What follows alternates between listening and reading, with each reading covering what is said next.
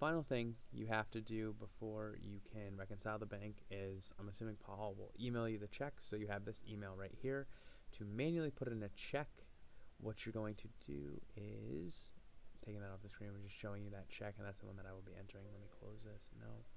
You'll go into manual checks, create a batch if you haven't, open up the batch since I've already have one. The apply date is the dates that Paul wrote the check.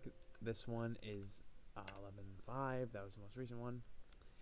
Check number, it's going to go to the fictitious check numbers from before, so you just have to see what Paul says. This one was $13.66. The payment amount is something else you have to fill out. This one was $6.50. The vendor name, if it's not in there, you'll have to generate one. This is one that is not in there, so I will generate it.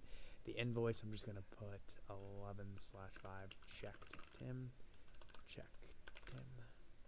Invoice date is just the day it was, I guess just the, I would assume it's just the date that Paul wrote it. You can put in. I don't think it matters much. Okay, so we need a vendor because this, I don't think this vendor is in there. Maybe it is.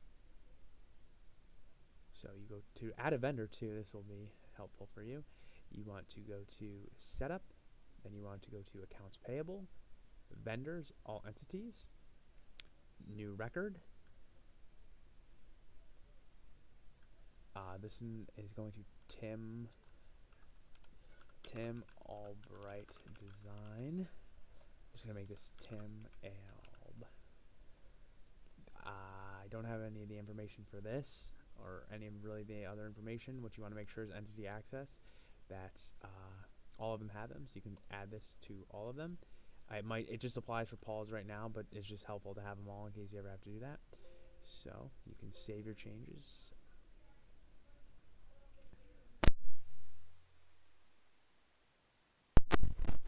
What we need, can we do Tim? Alright, that didn't work, so let me show you that process again because I don't know what I did wrong.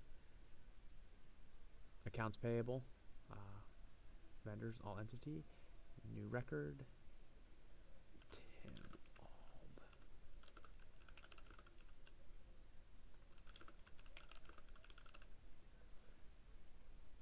Alb. We'll just do this net due, the expense account. You can put that in if you want. This is renovations, which I'll have to see if we have or not. I'll look for that later. You want to add to all restaurants. I just think that's easiest. You want to save it.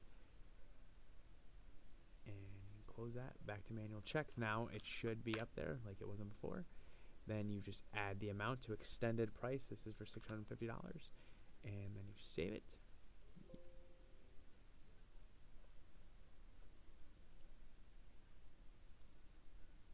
Oh, you have to have the GL account. So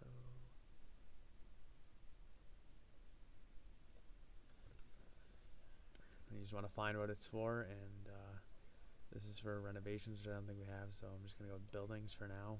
I will double check that, but for the sake of the video, I'll do that. And you say yes. And then, like before, you would just post this.